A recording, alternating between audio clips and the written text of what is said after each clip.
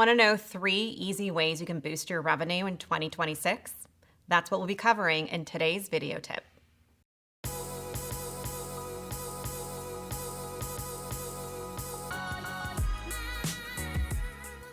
Hi, my name is Vicki Prince. I'm a senior consultant here at MGE, and today we're going to cover 3 easy ways you can boost your revenue for 2026. The first topic we will cover is your fees. For those of you who are in network, now is a great time to renegotiate your fees. You should be requesting a 10 to 20% increase across the boards with your insurance carriers so that you can land at a reasonable, hopefully reasonable increase with those insurance carriers.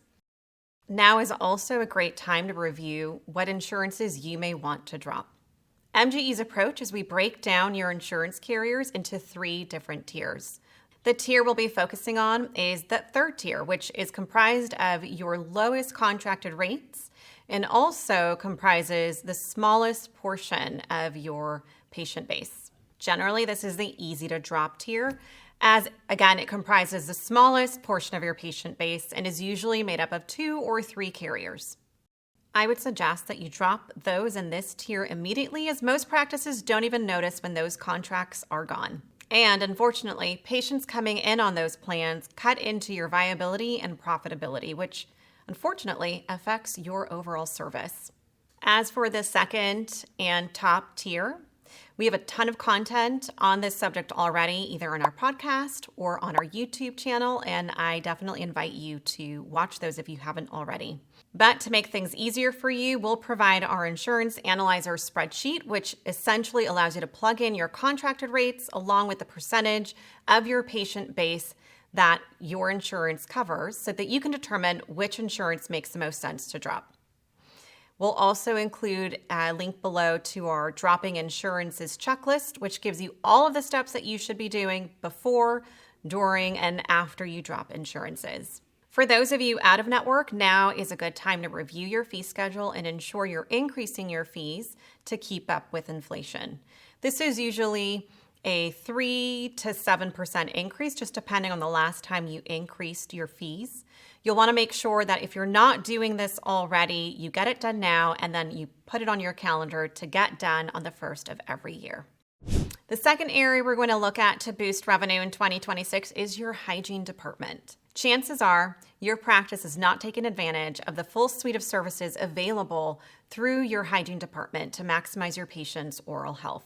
As far as statistics, the average daily hygiene production for your practice should be about $1,500 to $1,800 per day. How, you say? Well, it certainly will not happen if you're only doing pro fees and payroll maintenance appointments. However, if you are also providing services like Arrestin, fluoride, sealants, to name a few, you should see an average reimbursement of about $100 to $150 per patient that you perform these services on. That will get you much closer to that daily average that we're looking for. All right, now here's another big source of lost revenue, your SRPs. Most practices do not diagnose the amount of SRPs that should be being diagnosed. For the latest research data, 40% of adults between the ages of 30 to 40 years old have some form of gum disease. And as you well know, as your patients get older, those percentages increase. Virtually every client I speak to, save the rare few, will service just less than 50% of the SRPs that they should be doing on a weekly basis. So who's to blame? Sure, we can blame our hygienists and just assume they're lazy and entitled. However, most hygienists we speak to are more than happy to perform the full suite of services that they've been trained to do. So it's actually at fault. Believe it or not, it's a lack of in-writing perio protocols for your practice. As the practice owner, you must take full control over what happens in your hygiene department and ensure that you've spelled out clearly what it is that you want done with each patient based on what's presented.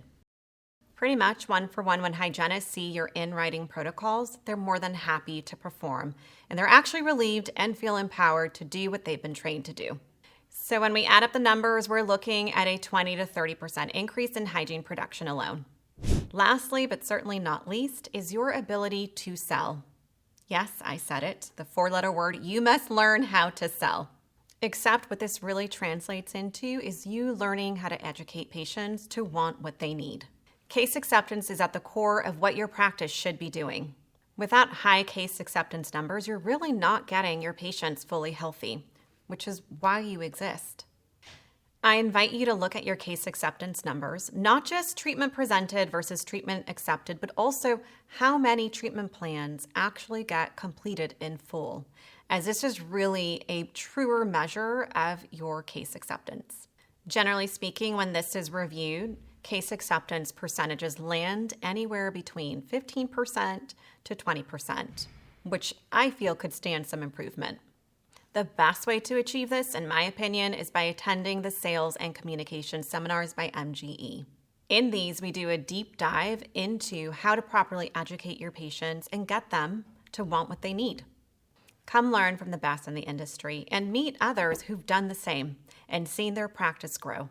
Here's to your 2026. I hope it's the best year yet. If you enjoyed this tip and you'd like to see more, hit the like and subscribe button. And don't forget to enable notifications for future tips. Thank you and see you in the next one.